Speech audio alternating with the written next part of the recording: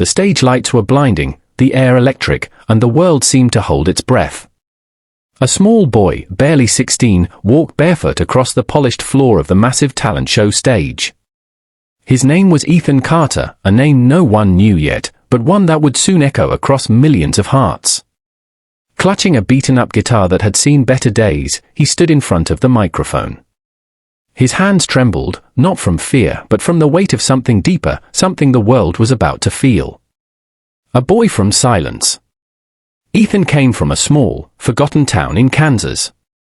His father, Michael, had once been a passionate musician who played in roadside bars, while his mother, Lydia, worked double shifts at a diner just to keep food on the table. Music was the heartbeat of their home, until the accident. 2 years earlier, a drunk driver had taken Michael's life on a cold winter night, leaving behind only his guitar and a son who stopped speaking for almost a year. The once cheerful boy who sang along with his father's old Eagles records became silent, locked behind walls of grief.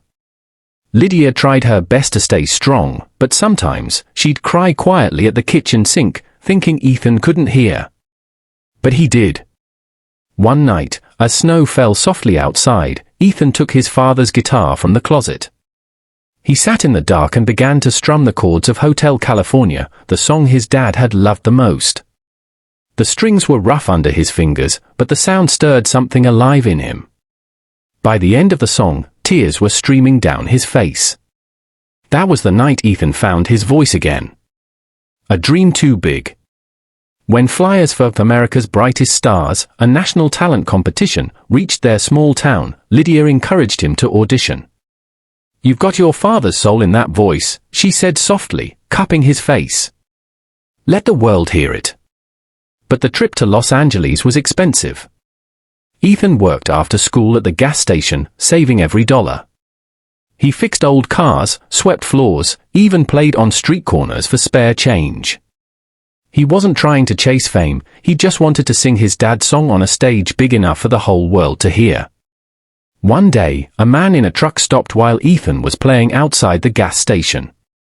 His name was Mr. Reed, a retired music teacher who'd lost his wife to cancer. He listened silently to Ethan sing a few lines of Desperado, and when the boy finished, Mr. Reed's eyes glistened. "Son," he said, "I don't have much, but I think your voice deserves a chance." The next week, Ethan opened his mailbox to find a bus ticket to Los Angeles, and a note that simply said, "Go sing for your father. And for mine." The audition.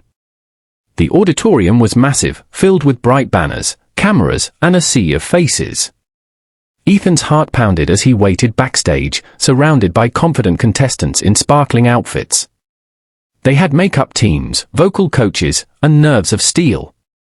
Ethan had only his father's old guitar and a small photo of him tucked in his pocket. When his name was called, the room fell silent. The judges, 3 of the most renowned names in the music world, looked up expectantly. Among them was Judge Clara Benson, known for her tough critiques and colder-than-ice demeanor. She tilted her head, studying the barefoot boy standing before her. "What will you be performing?" she asked. Ethan took a deep breath. "Hotel California, by the Eagles," he said softly. A murmur spread through the audience. It was a bold choice, iconic, difficult, and often disastrous for amateurs. But Ethan wasn't trying to impress. He was trying to heal. The first note. He began to play, fingers trembling on the strings. The opening chords echoed through the auditorium, familiar yet strangely haunting. His voice, fragile at first, soon grew stronger, raw, pure, and filled with aching emotion. Every word carried a story, every note a memory. On a dark desert highway, cool wind in my hair. The crowd grew still. Judges leaned forward. Something in his voice transcended technical perfection. It was human, cracked with pain, yet luminous with love. When he reached the chorus, Ethan's eyes filled with tears. He wasn't on that stage anymore. He was back in his living room, his dad strumming beside him, both laughing as they sang together. "Welcome to the Hotel California." And then, as if the universe held its breath, his voice broke on the word heaven. But he didn't stop. He let it crack, let it bleed. It wasn't a mistake, it was the truth.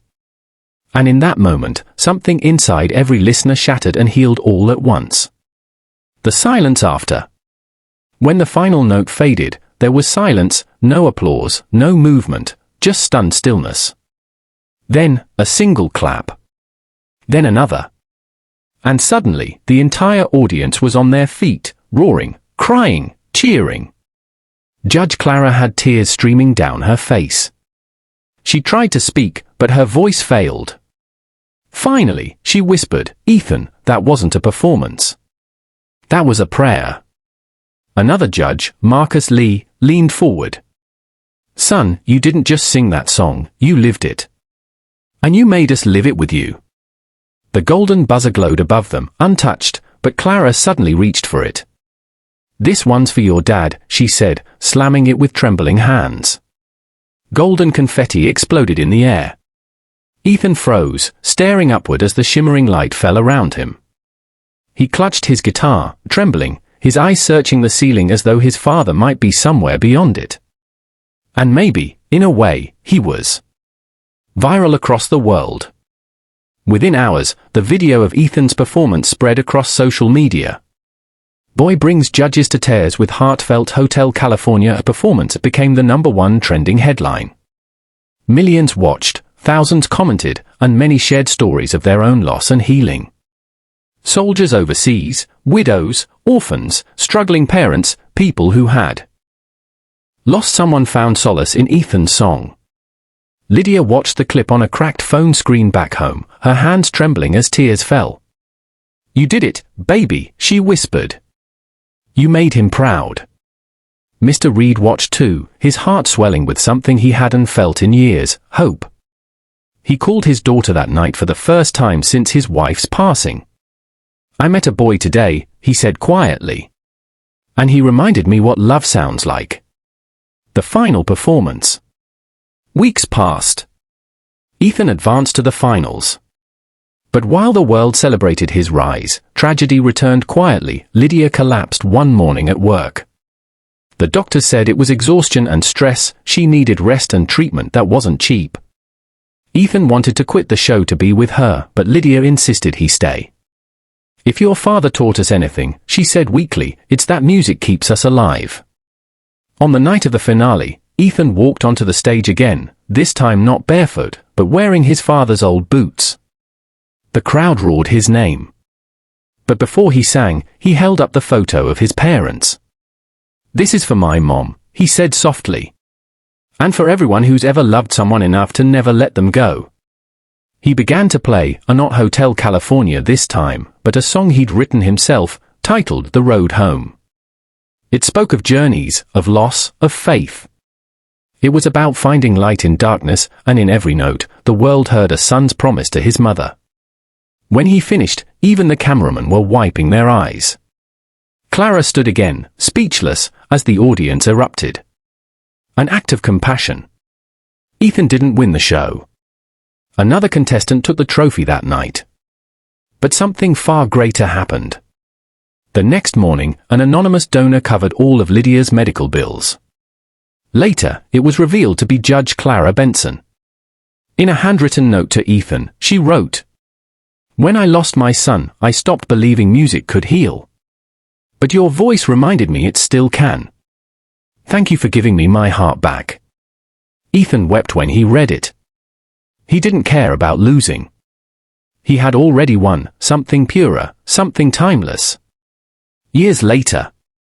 5 years later, Ethan stood on a different stage, not as a contestant, but as a performer invited to open the national finals of the same show. He wore a denim jacket, his father's boots still on his feet, and the same old guitar slung over his shoulder.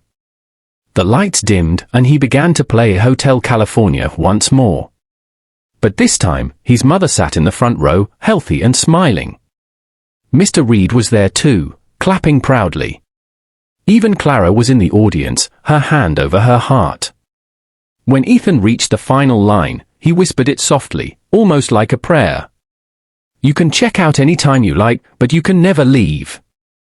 And then he looked toward the sky, smiling through tears. "I know, Dad." I know. The crowd rose to their feet once more, but Ethan didn't hear them. All he heard was the sound of a memory, the strumming of a guitar on a cold winter night, and a voice saying, "Keep playing, son." The legacy. Ethan went on to start a foundation for young musicians who couldn't afford lessons or instruments. He called it the Road Home Project. Its mission was simple, to give others the same chance that kindness had given him. He traveled to schools and hospitals, playing music for children battling illness, for veterans, for lonely souls who had forgotten what hope sounded like. Everywhere he went, he told his story, not to boast, but to remind people that even pain can make music, and even loss can be love in disguise. The message that lasted. In one interview years later, a journalist asked Ethan, what did it feel like to make the judges cry? Ethan smiled gently and said, I didn't want them to cry. I just wanted them to feel what I felt, that even when life takes someone you love, you can still find them in the songs you sing, the kindness you share, and the lives you touch. He paused, strumming the first few chords of Hotel California again. Music doesn't fix broken hearts, he added softly. It just reminds them how to beat again. And in that single line, the world understood why the judges cried that night. It wasn't just because of a song. It was because a boy named Ethan poured his heart into Hotel California, and in doing so, he reminded everyone listening that love never truly leaves. It simply changes its tune. Final note.